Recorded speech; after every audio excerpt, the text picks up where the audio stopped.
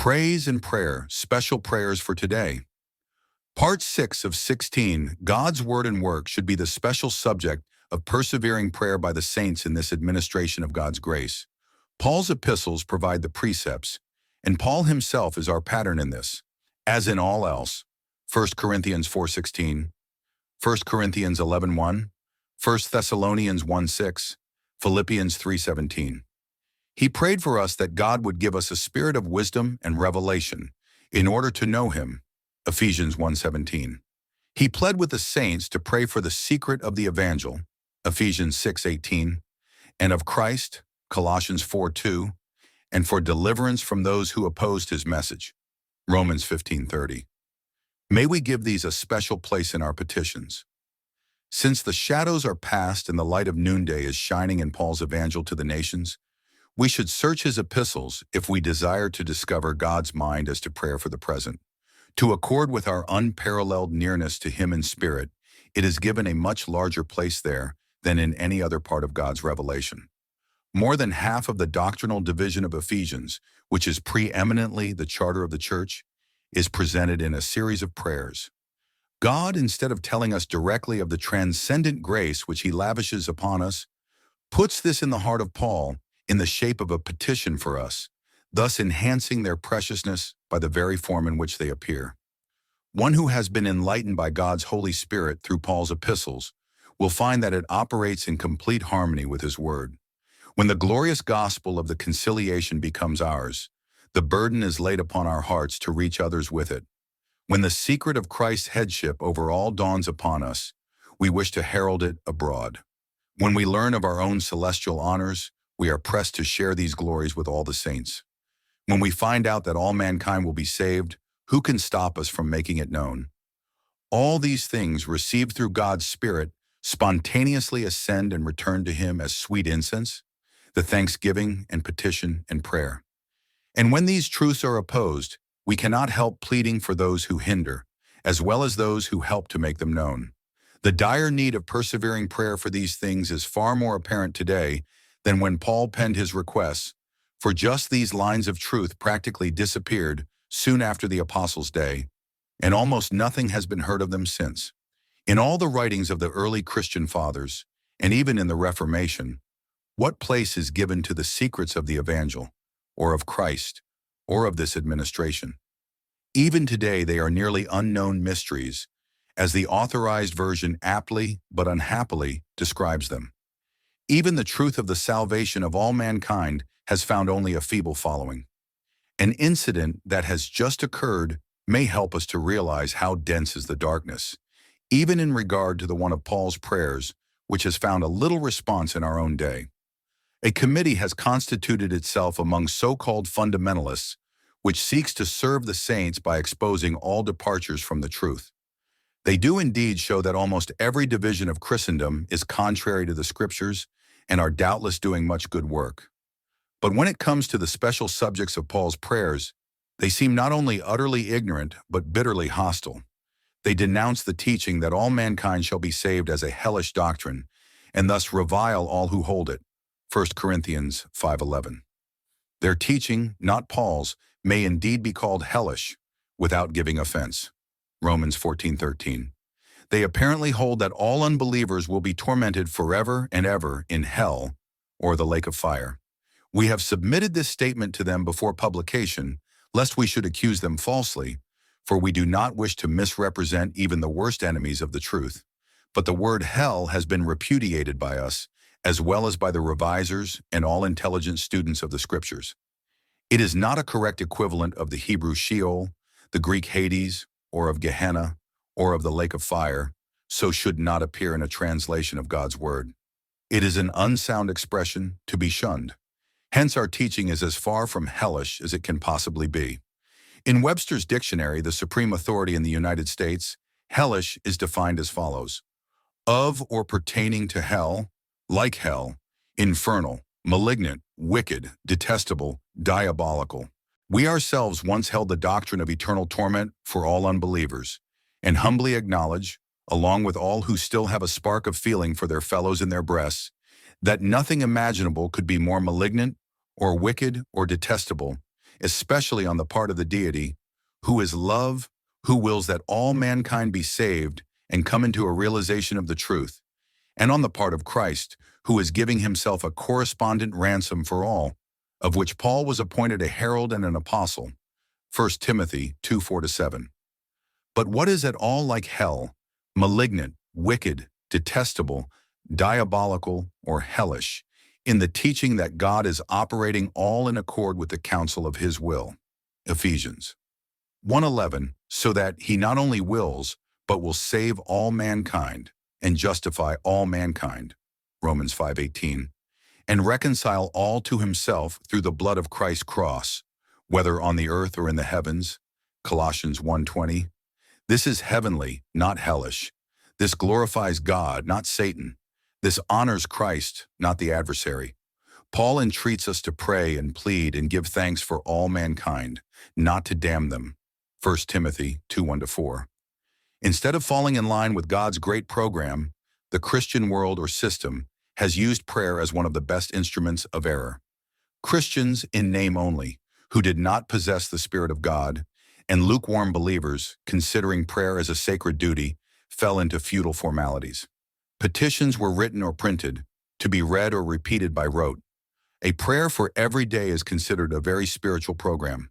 But one of the worst mistakes was the adoption of the Lord's Prayer as the standard form for the layman. Not only among Roman Catholics is the Paternoster a religious exercise of great merit, but even in the Sunday schools of more enlightened lands, it is impressed on the pupils' young minds as if it were the talisman to heaven. It not only leads to hypocrisy, but entirely distorts the truth which is ours in Christ Jesus today. This has been the experience of the writer of these lines. His first book, The Mystery of the Gospel, or The Conciliation, contained on its title page the following: praying, for me, that utterance may be given to me to open my mouth boldly to make known the mystery of the gospel. Thereafter followed expositions of the secret of Christ and of this administration, and a pamphlet, all in all, setting forth the salvation of all mankind. All of this aroused much opposition and fierce defamation, and will continue to do so until the end, for this is according to God's purpose. Even this should call forth thanksgiving. We may well echo our Lord's Prayer. Acclaiming am I to thee, Father, Lord of heaven and earth, for thou hidest these things from the wise and intelligent, and thou dost reveal them to minors. Matthew 11:25. Paul's greatest prayer for the saints began with ceaseless thanksgiving for them, and was directed to the God of our Lord Jesus Christ, the Father of glory. Ephesians 1:16-17. This is an introduction worthy of the theme, for all blessing has its source in God, and its channel in Christ, who is our Savior, and whom we obey as Lord. Let us always seek to open our prayers by acknowledging Him in the character which accords with the subject of our petitions. This is addressed to God as the one who blesses us with every spiritual blessing among the celestials, 1:3, that we may appreciate His blessings. It is no longer our need as children that is in view, so He is not seen as our Father, but the Father of glory. He it is who endows with the glorious riches, concerning which Paul prays. Briefly summarized, Paul prays for a spirit.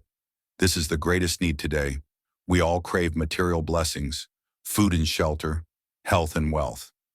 It is very striking in the opening of this epistle that we are not endowed with physical blessings on the earth, as Israel will be in the kingdom.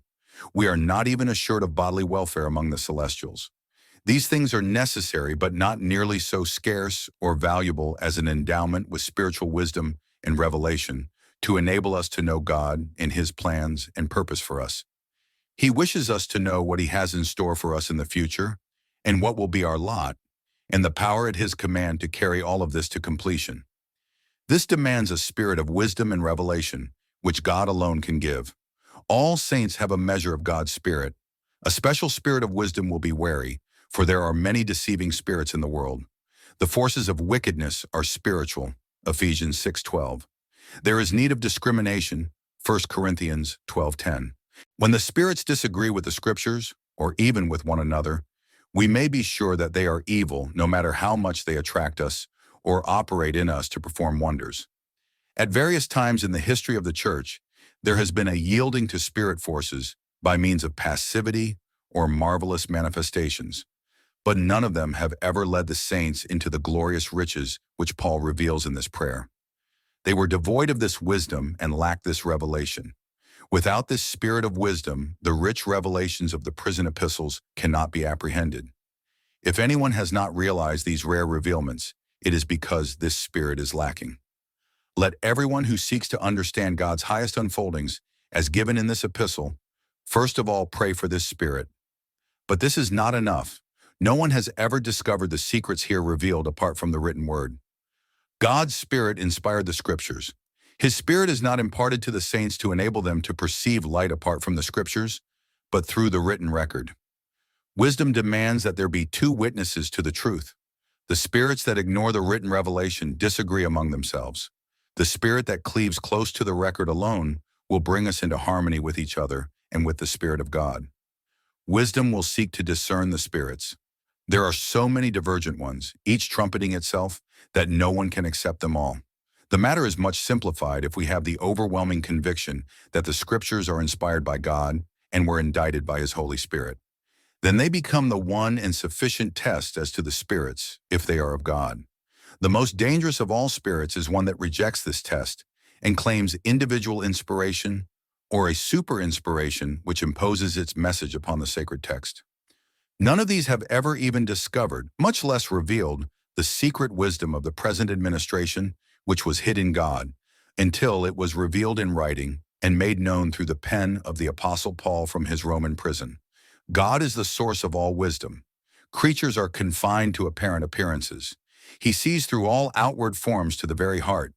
He alone knows the end at the very beginning, and He only can use evil to produce good.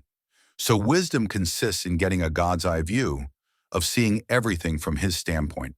In the Scriptures, wisdom will remove the veil from all previous revelation and show how it prepared for the present. It will transform each seeming setback into a magnificent success. The present is the fruit of much apparent failure and gets its flavor from defeat. Wisdom will doubt all human testimony and believe God. We should even mistrust the evidence of our own spirit unless corroborated by the documentary evidence of God's Holy Spirit. The double witness wisdom demands a double witness.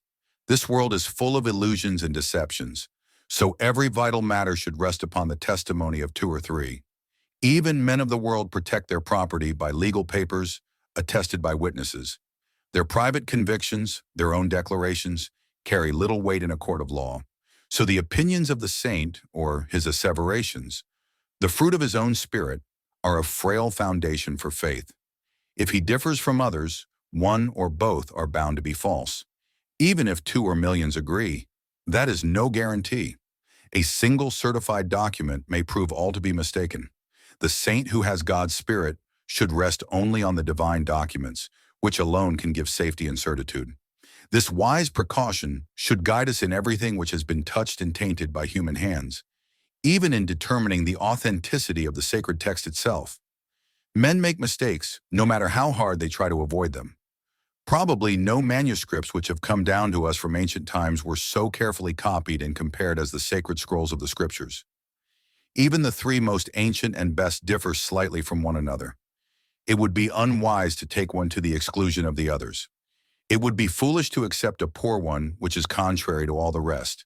In the providence of God, these, the most precious and important documents for our faith, are preserved practically perfect when their testimony is combined. That is why they are given in the Concordant Greek text. There is no question as to the written record of the grace which is ours in Christ Jesus. In the Hebrew, the matter is far more difficult, so that much more wisdom from above is needed. With the exception of Isaiah, the oldest records come to us through a Greek version. This often differs from the traditional Hebrew, which has been handed down to us, in many details, although, as a whole, there is substantial agreement. Much more than mere knowledge of the facts is needed, though these must be the basis of any restoration. Perhaps the greatest aid is a knowledge of God such as Paul pleads for in this prayer. Complementing this is an insight into the failings of mortal men, the prejudices of the people, and the mistakes of copyists. Then the aid of double witnesses, such as are provided by complementary accounts in parallel passages, and especially the recurrences of the same word, in order to determine its divine definition, as used by the Spirit of God. Even in the written record, the truth is safeguarded by repetition. The narrative in the book of Acts is complemented by Paul's epistles. Romans is reiterated and reinforced by Galatians and the Corinthian letters. Ephesians has its echo in Philippians and Colossians. One part corroborates the other. This wise precaution has been carried to its limits by the Spirit of God in the very words of inspiration. There is no inspired lexicon telling us what each term signifies, such as is provided by some philosophies. Theosophy issues a special handbook defining its vocabulary, but the inspired documents have done even better by means of repetition. The meaning of a phrase or a word or an element is fixed by its usage. Hitherto, this has been largely ignored. Men prefer their false opinions and translate according to the dictates of a deceiving spirit, rather than in accord with the Spirit of God. Hence, it is wise to use the same symbol where it is repeated, wherever language will allow. How different with the wisdom of the world? God will destroy it. He makes it stupid. 1 Corinthians 1:19. The reasonings of the wise are vain. 1 Corinthians 3:20. In the truth for today, we learn of the depths of God's wisdom. Hosea 8:33. It is a secret wisdom. 1 Corinthians 2:7. It is a multifarious wisdom. Ephesians 3:10. But our spirits are not equipped to entertain it apart from a special gift from God. Paul has given expression to it in the previous part of this epistle, Ephesians 1:3-12. But how few are there, even of those saints who may be called spiritual, who have been able to grasp the wisdom in this marvelous revelation? How few have even felt the need of a spirit of wisdom, or prayed for it? Before the Concordant version was made, or any of the literature written, there was persistent prayer for this spirit of wisdom and revelation. Nor has it ever ceased. The fearful lack of it in dealing with the Bible has become more and more apparent, and the need of it more evident. Not only was it necessary to pray for it in order to recover this crowning revelation of God, but now, even after it has been expounded at length, it is needed to apprehend the expositions. So let us pray, not only for ourselves, but join Paul in his prayer for all saints for this special spirit, so that they may realize the greatness of God's grace. Author, A. E. Nach. Published by Concordant Publishing Concern, all rights reserved, concordant.org,